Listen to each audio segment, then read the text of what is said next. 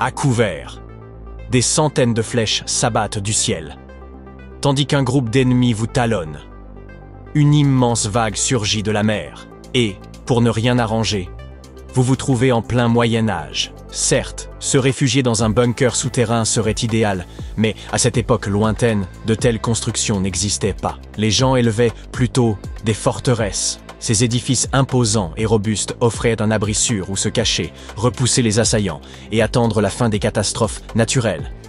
Découvrons ensemble quelques-unes des plus remarquables. Certaines sont si anciennes qu'il n'en reste presque rien, mais beaucoup se dressent encore et continuent d'émerveiller les visiteurs. La première forteresse de notre liste figure parmi les plus grandes jamais construites. Seul problème, elle n'a pas traversé les siècles intacts.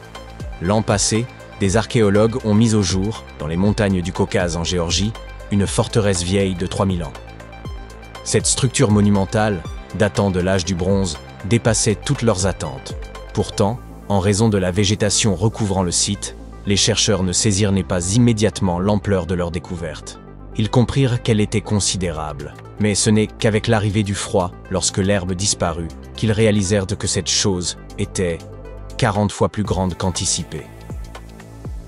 Pour mesurer précisément la taille du site, les archéologues ont déployé des drones et pris plus de 10 000 clichés aériens. Ces images ont ensuite été compilées afin de créer un modèle numérique détaillé du terrain et de l'ensemble de la zone. Grâce à ces données, ils ont pu établir des cartes précises de la forteresse, révélant ses murs, ses tours et même la structure de l'établissement voisin. Ils ont également découvert qu'à l'époque, un immense rempart d'1 kilomètre de long protégeait les populations qui vivaient aux abords de la forteresse. Nichée entre deux gorges du sud de la Géorgie, elle occupait jadis une position stratégique, à la croisée de l'Europe, du Moyen-Orient et de la steppe eurasienne. Certains habitants y vivaient en permanence, d'autres s'y rendaient pour commercer, et beaucoup l'utilisaient comme point de passage. L'agglomération qui l'entourait se développait ou se réduisait au gré des saisons. Les archéologues y ont également exhumé de nombreux fragments de poterie, des outils, des ossements de bétail et divers artefacts attestant de l'existence d'une société prospère en ces lieux il y a 3 millénaires. Changeons de décor et dirigeons-nous à présent vers l'Italie, où s'élève l'impressionnante forteresse des Orsini, édifiée au XIVe siècle. Construite à flanc de falaise, son emplacement permettait de mieux défendre le territoire contre les assauts ennemis.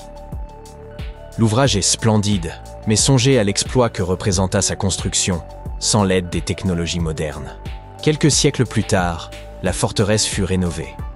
Le savoir-faire des bâtisseurs et des architectes, allié à la qualité exceptionnelle des matériaux, lui a permis de traverser le temps et de conserver aujourd'hui encore toute sa magnificence. Malgré les nombreuses tentatives d'ennemis désireux de la réduire en ruine, la forteresse subsiste. Les Italiens l'ont équipée d'un moulin à vent et de citernes pour collecter l'eau de pluie, permettant à ses habitants de vivre en complète autonomie pendant de longues périodes. De plus, l'édifice renferme 5 niveaux souterrains, jadis utilisés pour circuler discrètement à l'intérieur comme à l'extérieur de la forteresse.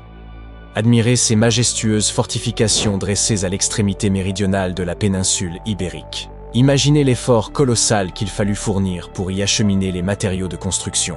Les bâtisseurs ont accompli un véritable exploit. Bienvenue à Gibraltar, territoire d'outre-mer britannique. Les premières défenses y furent édifiées au XIe siècle, puis renforcées au fil du temps par le creusement de tunnels et la consolidation du sommet de la falaise. Grâce à un travail acharné et à cette position unique, ces fortifications ont résisté à d'innombrables tentatives de siège.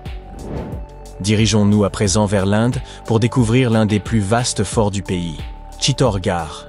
Édifié sur une colline d'environ 180 mètres de hauteur, il s'étendait sur près de 3 km². Cela équivaut à peu près au tiers de la superficie de l'aéroport international Liberty de Newark, à New York. Ces nombreuses tours et imposants remparts défensifs se dressent encore aujourd'hui, près de 15 siècles après leur construction initiale, entamée au 7e siècle. Pour pénétrer dans le fort de Chittorgarh, il fallait emprunter une route sinueuse de plus d'1 kilomètre avant de franchir 7 portes massives, chacune hérissée de pointes de fer. Une tour de guet veillait sur ces accès, rendant la forteresse presque imprenable. Conscients de la chaleur qui règne en Inde, les bâtisseurs avaient prévu un ingénieux système. Environ 40% du site était recouvert d'eau. On y dénombrait à l'origine 84 réservoirs, dont seuls 22 subsistent aujourd'hui. Associés à la collecte des pluies, ces ouvrages pouvaient approvisionner près de 50 000 habitants pendant 4 années entières. Pendant un millénaire, ce château servit de résidence à la famille royale britannique. Construit au début du XIe siècle par Guillaume le Conquérant, le château de Windsor demeure à ce jour un palais royal officiel et attire des millions de visiteurs. Cependant, il y a près de 1000 ans, il s'agissait avant tout d'une forteresse stratégique édifiée sur les bords de la Tamise. Sa fonction principale était de protéger l'accès occidental à Londres, et ses solides murailles de pierre lui ont permis de résister à de nombreuses attaques. Aujourd'hui, en arpentant ce chef-d'œuvre architectural, il est presque inconcevable d'imaginer les batailles qui s'y déroulèrent jadis. Bienvenue à présent dans le plus vaste complexe castral préservé au monde, le château de Prague, situé en République tchèque. Bien plus qu'une forteresse d'importance stratégique, il constitue une véritable œuvre d'art. Ses palais et cathédrales gothiques continuent d'attirer des milliers de visiteurs venus du monde entier. Et imaginez un instant l'idée singulière de jouer à cache-cache dans ce dédale monumental. Une expérience sans doute amusante, mais probablement aussi des plus inquiétantes. Bien que remontant à l'an 880, l'ensemble conserve une allure impressionnante et de solides fortifications. Il semble même capable de traverser sans peine les prochains siècles. Combien de bâtiments modernes, selon vous, pourraient prétendre survivre pendant des millénaires? Passons maintenant à des fortifications plus récentes. Le célèbre Fort Knox, situé dans le Kentucky, fut construit en 1918. Quelques années plus tard, en 1936, on y ajouta une construction adjacente, l'US Bullion Depository. Depuis, les ingénieurs n'ont cessé de perfectionner le dispositif de sécurité de cette forteresse moderne. C'est ici que se trouve la plus grande partie des réserves officielles d'or des États-Unis. Ces murs sont constitués de couches alternées de granit, de béton et d'acier, tandis que le coffre principal constitue un bastion inviolable.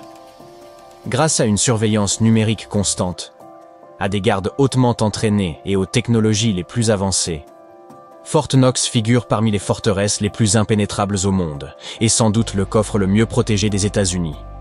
Et bien sûr, presque personne ne connaît la quantité exacte d'or et de métaux précieux qui y sont conservés. Voici sans doute la forteresse la plus singulière de notre liste. De grandes structures métalliques, rongées par la rouille, se dressent encore au-dessus des estuaires de la Tamise et de la Mersey. Ces forts Maunsell, construits au Royaume-Uni pour surveiller les sous-marins ennemis, furent abandonnés dans les années 50. Aujourd'hui, 7 tours subsistent et attirent les visiteurs. Aimeriez-vous les explorer? Nous avons ouvert cette vidéo avec une forteresse ancestrale. Terminons donc sur une découverte tout aussi remarquable. Voici sans doute la plus ancienne forteresse du monde. Une équipe internationale d'archéologues a mis au jour, en Sibérie, les vestiges de fortifications datant d'environ 8000 ans. Elles appartenaient à des chasseurs-cueilleurs qui vivaient dans cette région glaciale. Jusqu'alors, les chercheurs pensaient que les peuplements dotés de structures architecturales complexes n'étaient apparus qu'après l'avènement de l'agriculture. Mais cette découverte remet en cause cette certitude.